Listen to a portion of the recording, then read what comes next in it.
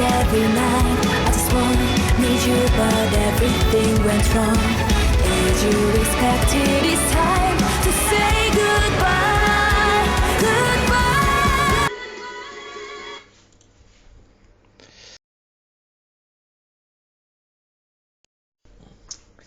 Et salut à tous, c'est Furieux, on se retrouve pour une nouvelle vidéo sur Saint Seiya Awakening KOTZ, vidéo qui va avoir pour but de vous préparer un peu à Poséidon, parce que effectivement Poséidon va arriver le 25, donc mercredi prochain pour 2 semaines. Donc nombre d'entre vous vont sûrement le pull, et j'ai fait une vidéo pour se préparer à le contrer, etc. Mais je suis pas rentré dans les détails quant à comment le jouer, quel skill monter selon ce que vous avez dans votre box. Donc bien évidemment ça va être assez général, je ne peux pas prendre un par un toutes les personnes qui vont pull et toutes les box qui vont avoir avec Poséidon, mais je vais vous donner un ordre d'idée de comment le jouer, voilà, selon ce que vous avez. Avant de commencer la vidéo, je vous rappelle que le défi Utip est toujours en place, donc n'hésitez pas à aller voir des pubs Utip, le lien est dans la description, donc allez-y, plus on en verra, plus on atteindra le palier le plus haut. Donc là on a dépassé les 3000, on se rapproche des 5000, donc on continue, on lâche rien. Je vous rappelle également que si vous souhaitez m'aider, vous pouvez créer un compte sur My Music Taste, cliquez dans le lien dans la description de la vidéo et faire un make.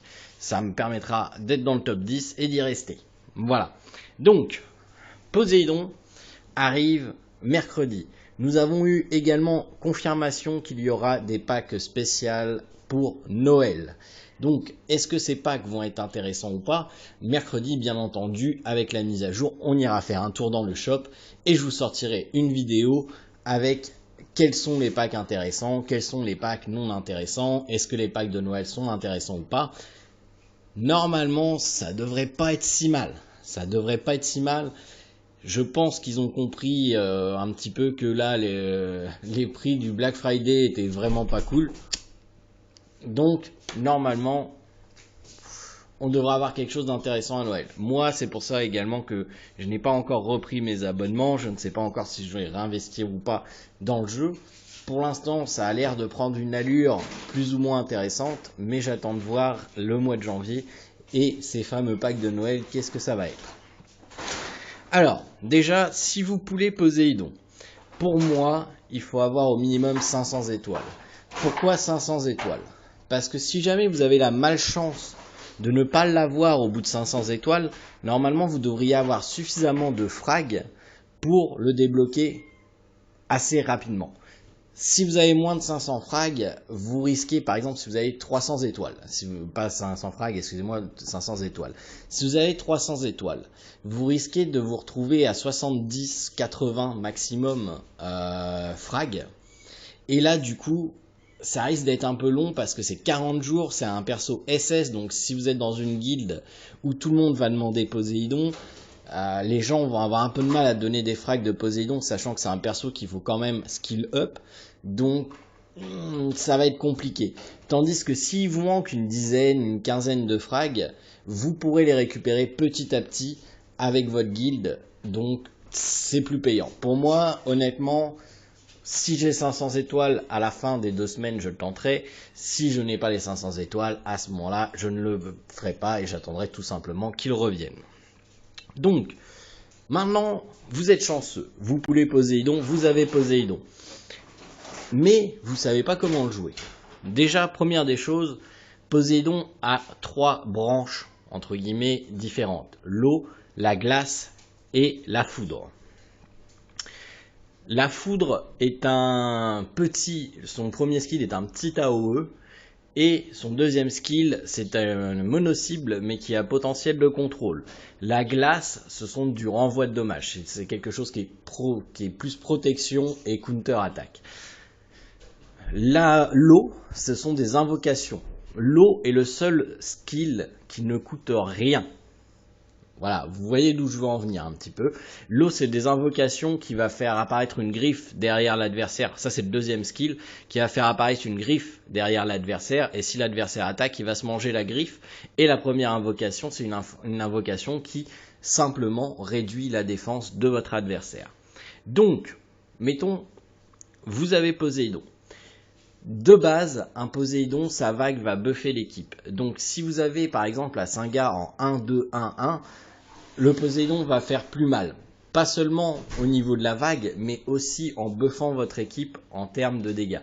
Donc ça va être un Saga amélioré. Donc Poséidon, vous pouvez toujours l'incorporer et jouer la vague, même si vous n'avez pas débloqué ses skills. Après, au vu de la méta actuelle et au vu de tous les persos qu'il y a de sortie, ça risque d'être un petit peu compliqué quand même. Honnêtement, le jouer comme un Saga, je suis pas sûr que ça soit une très très bonne idée.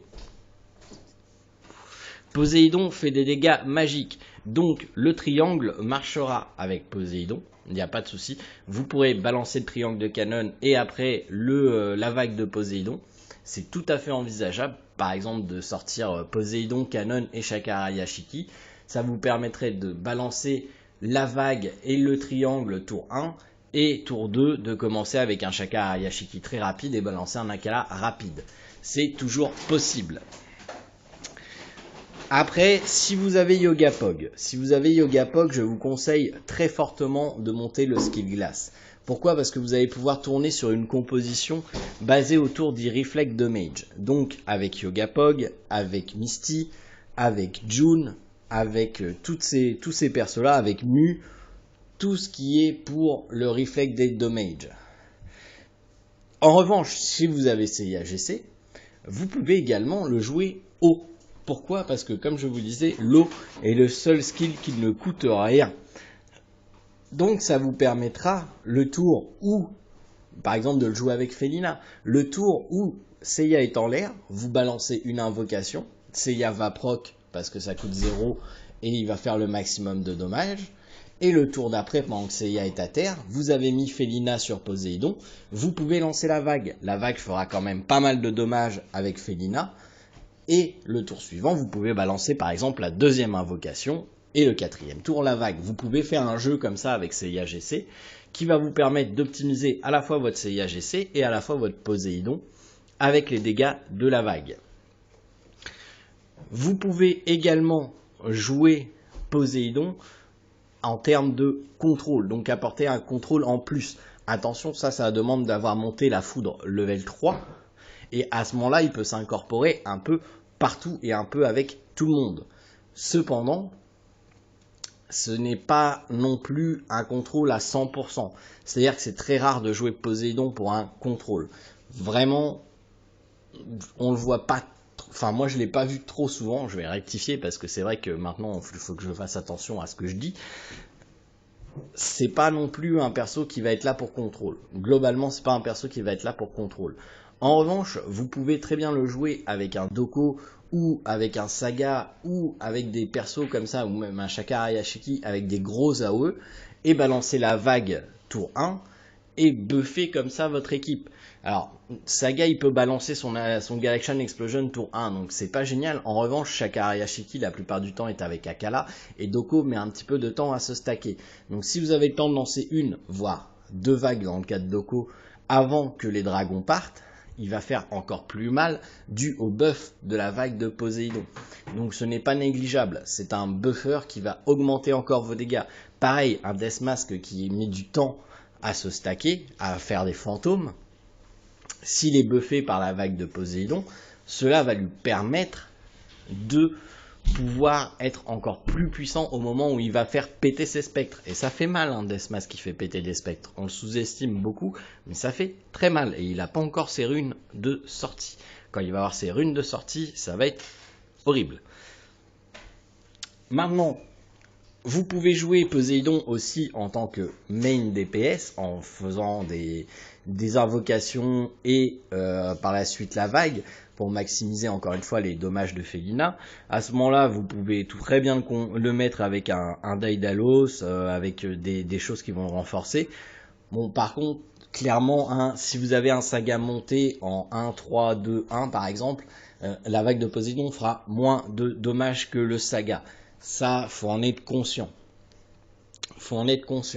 Maintenant, selon ce que vous avez dans votre box, moi, globalement, je vous dirais ça. Si vous voulez jouer Poséidon avec CIAGC, dans un premier temps, je montrerai au moins l'eau level 1. pour pouvoir avoir une invocation d'eau qui va diminuer la défense, et je me concentrerai sur la foudre. Si vous avez Yoga Pog dans votre box, à votre place, je monterai en priorité la glace et après la foudre. Si vous voulez jouer Poséidon en tant que DPS, donc par exemple que vous voulez ni jouer avec Yoga Pog ni jouer avec Seiya GC, mais par exemple vous voulez jouer avec Canon, à ce moment-là je montrerai plus la foudre et après je m'attarderai peut-être sur l'eau et la glace, j'y toucherai pas. De toute manière, clairement, si vous n'avez pas Yoga Pog, la glace, je vous déconseille d'y toucher tant que vous n'avez pas Yoga Pog. Yoga Pog va être ajouté au pool en janvier, je vous le rappelle, donc vous pourrez très bien le piffer sur une gemme AR, sur, je sais pas moi, un autre perso que vous souhaitiez pool. D'ailleurs, j'en reviens, hein, il y en a beaucoup qui ont commencé le mode hard et story et qui ont pool leur gemme AR. Bah, avec les persos qui vont être ajoutés au pool en janvier, sachant qu'on va avoir Radamant qui est rajouté au pool direct après, on va avoir Chion, on va avoir Yoga Pog. Ce sont des persos qui sont intéressants et que vous allez pouvoir pool avec des gemmes AR. Donc j'espère que vous n'avez pas utilisé tous vos gemmes AR. Si jamais vous n'avez pas encore fait le mode d'histoire, mode normal et difficile, gardez-les pour pouvoir faire en sorte de pool ces gemmes AR quand ces personnages-là seront très intéressants. Parce que si vous pouffez Radamant ou Yoga Pog avec une gemme AR, vous allez être très content. Comment ruiner Poséidon maintenant ? Encore une fois, cela dépend de la méthode sur laquelle vous allez le jouer. Si vous le jouez un peu comme un Saga, c'est-à-dire à balancer le plus de vagues possible, comme Saga veut balancer le plus de Galaxian Explosion possible, déjà pour moi c'est pas la meilleure solution pour jouer Poséidon encore une fois, mais à ce moment-là j'aurais plus tendance à le jouer avec une rune Vulcan Chain, donc chaîne d'Héphaïstos, cette rune ici. Voilà. Si jamais vous voulez jouer avec un Seiya GC, donc comme je vous disais, mettre un tour de break entre chaque vague, et sachant que le premier tour ça sera forcément Seiya GC qui partira dans les airs, à ce moment-là, Poséidon avec Felina est tout à fait envisageable. Si en revanche vous voulez le jouer en Reflect Damage, donc avec Yoga Pog, plutôt que de lui mettre une rune légendaire DPS, il sera plus intéressant de lui mettre une rune légendaire résistance. Donc une rune légendaire telle que Sobberry, telle que le dragon à deux têtes, je crois qu'elle s'appelle. Celle-là, là, Rising Dragon Thief, non, voilà, celle-là. On va l'appeler Rising Dragon Thief. Ou encore d'autres choses qui vont le rendre plus résistant et qui vont lui permettre d'être le plus longtemps possible sur le champ de bataille. Parce que c'est vraiment, en fait, ce n'est pas... Dans cette team-là, ce qui est compliqué, c'est de vous dire que ce n'est pas vous qui allez faire les dégâts, mais c'est l'adversaire en attaquant qui va se faire ses propres dégâts. Donc, Poséidon en tant que tel n'a pas besoin d'être une DPS. Il va falloir le rendre résistant. Attention, il faut quand même qu'il ait un peu de puissance magique. Ça peut toujours aider en balançant une vague pour finir l'adversaire. Maintenant, clairement, ça sera plus de la résistance. N'oubliez pas encore, si vous n'avez pas fait, je vous conseille de le faire, de faire des custom tags, c'est-à-dire d'appliquer des tags sur vos runes. Par exemple, moi j'ai appliqué le tag speed sur toutes les runes avec du sub-attribut vitesse que j'ai.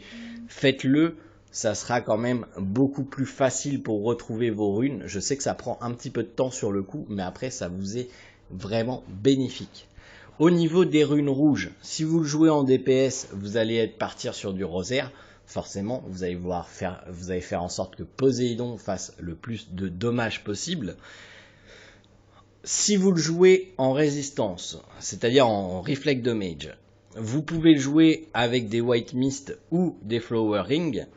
On a quand même si Seiya GC est sorti, on va quand même avoir tendance à rester sur une optique plus dégâts magiques. Donc je vous conseille plus de mettre des White Mist si vous voulez le faire résister. Au niveau des jaunes, le Bloom va être une bonne solution. Vous pouvez également mettre des savants si vous n'avez pas encore, si vous avez des savants en réserve, pourquoi pas. Un Poséidon Speed, c'est pas forcément non plus nécessaire, clairement. Il faut se dire que la majorité des Chakra Yashiki maintenant font des Akala au tour 2. C'est rare de voir des Akala tour 1. Parce qu'ils vont vouloir maximiser le potentiel avec la Felina. Donc du coup, votre réflexe de mage n'a pas besoin forcément d'être mis au premier tour avant le Shakara Yashiki. De toute manière, un Poséidon qui joue avant Shakara Yashiki, c'est compliqué. Shakara Yashiki étant un personnage très rapide. Attention cependant, le réflexe de mage n'affectera pas Seiya. Ça c'est très très important. Seiya, quand il est en l'air, il ne reçoit aucun damage, que ce soit les shields de vent ou que ce soit les réflexes de mage de Poséidon. Et ça c'est bien important de le savoir parce que ça joue énormément. Et c'est pour ça que Poséidon il aime pas trop Seiya GC. Il aime pas trop Seiya GC, et si vous avez un Seiya GC en face de vous avec votre Poséidon, il va falloir l'empêcher de repartir dans les airs. Parce que ça va être très compliqué à tuer. Il va falloir le one shot. Heureusement actuellement les CIAGC, j'ai pas vu de CIAGC très très résistants, c'est-à-dire qu'ils se prennent assez vite des damages. En ce qui concerne les runes bleues, là les runes bleues c'est à vous de savoir un petit peu, c'est-à-dire soit vous voulez le rendre plus résistant et à ce moment-là vous allez rentrer des lotus, soit vous voulez qu'il fasse le maximum de dommages et à ce moment-là vous allez rentrer des colibris, ou vous voulez qu'il résiste au statut hit, donc au contrôle, et à ce moment-là vous allez mettre des lettres. Les butterflies, les papillons seront peut-être la meilleure solution sur Poséidon, parce que vous allez avoir de l'AP défense donc pour résister à du Seiya, et vous allez avoir du statut reste pour résister au contrôle. Si vous n'avez pas mis de savant en jaune, le butterfly peut être une bonne alternative si vous voulez le jouer en résistance. Attention, si vous voulez que Poséidon fasse des dommages, vous n'aurez pas le choix de mettre colibri. Si vous voulez le jouer en reflect damage, je pense que une petite white mist, floraison, butterfly et soapberry, ça peut être très chiant à tomber, un Poséidon comme ça. Poséidon n'est pas un personnage qui est très résistant de base, mais avec ce runage là, cela va lui permettre de résister et donc d'appliquer le plus possible de petites flocons de neige que vous allez voir tourner autour de votre adversaire. Et généralement quand vous avez un petit flocon de neige qui tourne autour de votre adversaire, évitez de faire une AOE parce que vous allez manger sévère. Je vous explique, moi avec mon Poséidon qui n'était pas monté au maximum et mon Yogapog sur la SEA, quand Shakara Yashiki faisait un Akala, il se prenait à peu près entre 7 et 10 000 dommages juste en reflect avec son Akala dans la face, plus les shields du vent de Misty. Donc faites très très attention à ce petit flocon là, parce que si vous n'avez pas de June pour faire en sorte que le reflect de mage s'étale sur votre team, ça va aller très vite de tuer votre Shakara Yashiki sur un Poséidon. Voilà, donc à vous de voir comment vous voulez le ruiner. Je pense que là j'ai fait un peu le tour des options, bien que Poséidon est le personnage le plus polyvalent du jeu. Je pense que ça vous donne un ordre d'idée de comment le mettre, comment le jouer, comment le ruiner selon ce que vous avez dans votre box. De toute manière, il va falloir que vous décidiez sur quel mode vous allez le jouer, avec quel perso vous allez vouloir le jouer. Bien que Poséidon se mette dans toutes les équipes, il a quand même des combos qui sont assez intéressants. Donc pour moi, je vous ai donné des axes. Maintenant, c'est aussi à vous de regarder votre box, de faire des tests et à ce moment-là de jouer le Poséidon que vous souhaitez. Parce que Poséidon peut s'adapter à tout type de jeu. Voilà. Sur ce, il ne me reste plus qu'à vous souhaiter de passer une excellente journée. Ce soir, on aura un live. Alors, je ne sais pas s'il va être à la même heure que d'habitude, peut-être un petit peu plus tard. On verra. De toute façon, il y a Pix qui est en live avant, donc c'est pas grave, ça commencera sûrement plus tard. Et puis, demain, on se retrouvera pour une nouvelle vidéo qui sera consacrée, bien entendu, au nouveau mode PVP qui sortira. Voilà. Je vous souhaite de passer une excellente soirée et je vous dis à demain pour une prochaine vidéo.